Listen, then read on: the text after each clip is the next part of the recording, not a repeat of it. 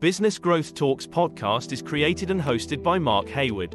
In this show, we talk about how to grow a business in the growth stage.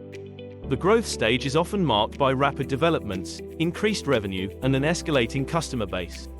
In each episode, we talk to entrepreneurs and business owners who have grown businesses, and we cover topics like scaling processes, market expansion, financial management, human resource and talent development, and customer retention. If you are looking for actionable advice, tips, and techniques on how to grow, run and build your business, this is the podcast for you. Hey everyone, welcome to Business Growth Talks with Mark Hayward. Thank you so much for joining me today. We are going to go into detail about the Beckham documentary that is out now and it is hitting the headlines absolutely everywhere. So I thought, do you know what?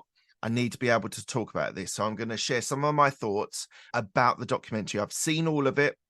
I've gone through it. I've listened to it and consumed the information that was there. I've got a couple of talking points that I want to share about what my thoughts are about the show. But if you are enjoying this and you would like to be able to keep up to date with all the episodes that we are doing, please do go to any of the podcast platforms and subscribe and download all of the episodes. If you do that, you'll get all of the messages with all of the details that are there. So the Beckham documentary, it provided an unprecedented look at the life and career of probably one of the most iconic athletes of all time. Yes, we saw the documentary with Michael Jordan, which was fantastic. The detail they went into was amazing. This is slightly differently done, but it is very interesting as well. He has been in the public eye for nearly 30 years, and the documentary does reveal things that we didn't really know, and we've heard from different levels, and I'm going to explore that now. One of the biggest points that came up in the story for me was how big an impact David Beckham's father, Ted, played in the role of his success. Ted was a real strict disciplinarian. He used to ask David to practice goal free kicks practice. And that was one of the driving forces that meant that David Beckham trained at such a young age so well. He also gives his father a lot of credit for giving him the confidence and belief in himself. But there was another father figure, Sir Alex Ferguson, and he was so pivotal to David Beckham to be able to be successful that he blooded him into the team. I think it was like 14 years old. He was brought into the team changing room to be able just to gauge what was going on. And they definitely saw at a young age that David Beckham was going to be an amazing athlete, an amazing footballer. There was a story also when he signed. So Ted was a Manchester United fan and David Beckham was playing in London at that time. And they got the call from Manchester and he was then going to move to Manchester away from his family. And he did that. And the support that Sir Alex Ferguson gave to him was immense, was really immense. It was one of those things that he was that second father figure for Beckham. And I think that was incredibly important for him. Equally, when Ferguson just decided to get rid of him, literally overnight, I think there was a huge betrayal for David Beckham there. And that was massively impactful on his life. But for the early years, Ferguson was an amazing father figure that made Beckham into what he was. But lots of things like the branding and the photo shoots really upset Sir Alex Ferguson. And they decided that his performances were tailing off. So literally, it sounded like, according to the documentary, overnight, he was gone. Anyway, back to him as a young child.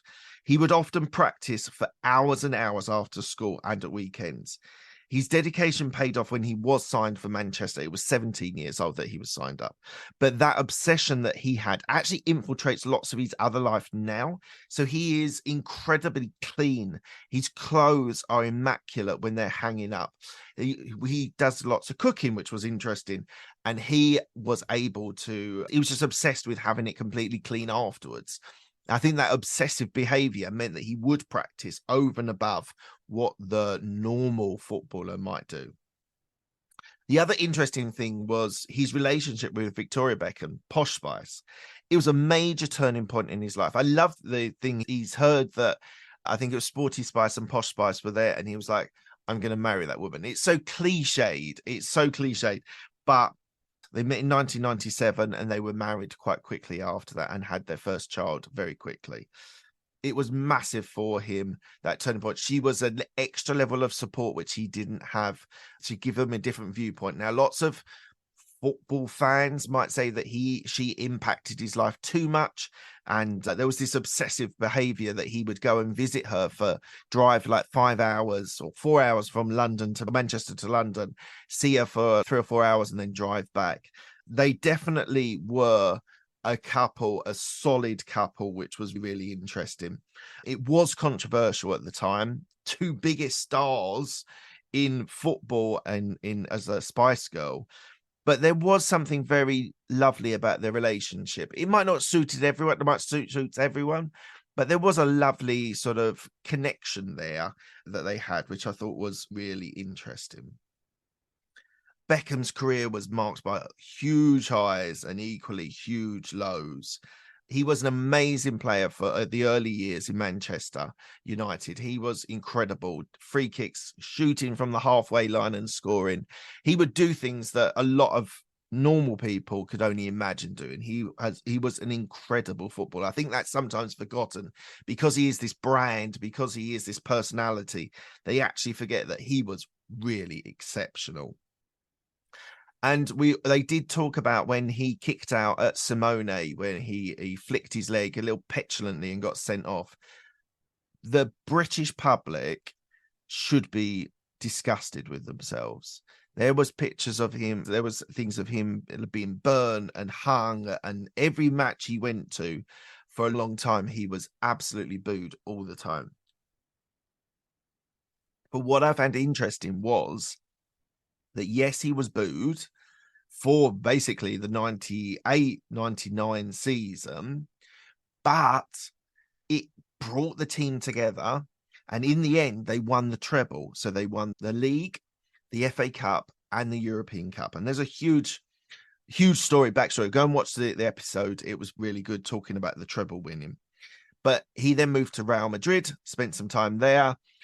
In the Galacticos era, if you know what the Galacticos are, they were like the premier players in the world, and they moved to Real Madrid. He managed to win one medal, one trophy, which was the league, La Liga, at Real Madrid, and then moved to LA Galaxy. A massive change for him. He ended up moving there. It was incredibly weird I think he was 31 when he moved, 30 when he moved. Someone with that who was so good to then be moving to America for football was very controversial, but he decided that it was what he wanted to do. He's actually a very complex and fascinating figure. He is a devoted husband and father. He is a global superstar and a net worth over 400 million. So this does give this documentary does give a really good in-depth of the different aspects of him. But before we go any further, I just want to touch on, because it is a business show, the brand that he created, the things that he was able to the wealth he was able to create. I think it's absolutely fascinating that he was one of the first footballers to transcend into not just the back pages, but the front pages and the middle pages. He was there everywhere. He was doing lots of brand deals, lots of photo shoots. He was basically a model for who played football. That's a little bit extreme, but it is what he was. So I thought that was absolutely fascinating. As a business, I think he's done exceptionally well. He spends money as well. There were stories of him buying Rolex watches and Porsches. And I think even now he knows how to spend a penny or a pound or 1,000 or 1,000,000. But I think he's had some really good advice as well to be able to keep some of that money, that he's now able to have his life in Britain and in America, where he now owns into Miami, which is a whole nother story. But I thought it was really fascinating. The sort of elephant in the room that was touched on, but not to any great degree, because I think Beckham had control of it, or his team had control of it, was the whole thing about the affair that he was alleged to have with Rebecca Luz in Madrid. It was touched on. It was told that it was a difficult time for both of them. They didn't delve into it. Obviously, there wasn't an admission, because even now they don't admit to it, even though she's allegedly said that they did have an affair. I also found so that was an elephant in the room, which was never really touched on, which I thought was a bit of a disappointment. And there has been a lot of kickback saying that he isn't a good role model. Like there was criticism I saw like on people's comments saying that he's not very bright. I think that's a bit unfair.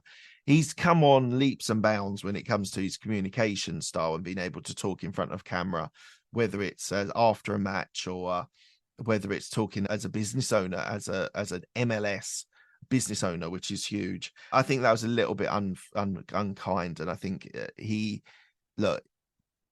might not be the most cleverest guy, but he's very savvy. He's very, I think, emotionally intelligent as well, which I think is incredibly important. So I would say that although those criticisms, I think they've been very harsh. And I think one of the things that came out of it, obviously it's interesting to hear Beckham's story, but Victoria Beckham, she came over really well. There were bits that she was a little bit petulant and a little bit like princess, that she wanted everything her own way, but she actually can be quite funny. And she was very honest with some of the comments about her time in Madrid that she didn't enjoy, and when he was in LA Galaxy and wanted to move back to Milan, and she'd got all the kids set up. They are one of the biggest things that I loved about it was they are so family focused. They really are.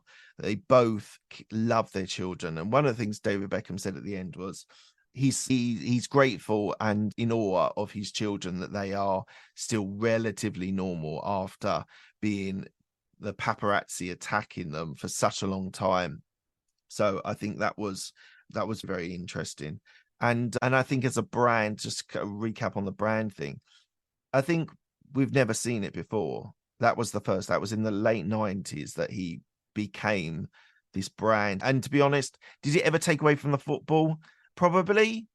But I think there was just a way that he could put into a compartment the business stuff, the branding stuff, and the football, because he won everywhere he went. He won trophies everywhere that he went, and was incredibly important for Real Madrid to make a lot of money. They really made an absolute fortune out of having Beckham and the other Galacticos there. So it was a really interesting documentary. They went into some really in-depth. It was definitely like editorially cut that didn't go into too difficult situations like the Rebecca Lewis affair.